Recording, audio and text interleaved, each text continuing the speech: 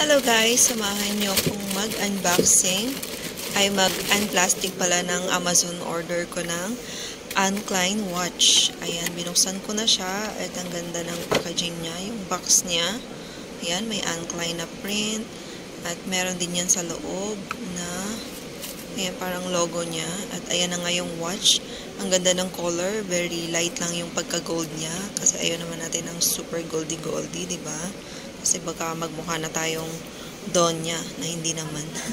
At ayun nga, dahil maluwag siya sa akin, since marunong naman ako mag-adjust, ako na rin yung nag-adjust niyan. Bali, binawasan ko lang ng dalawa sa kabila at isa naman sa kabila. Ayan, para sakto siya sa akin. And then, ayan na nga, natapos ko na ang pag-adjust. May pagpupukpok talaga yan, guys. At ay sinukat ko na nga siya. At ayan, swak. Super ganda. Ayan. Thank you so much guys for watching.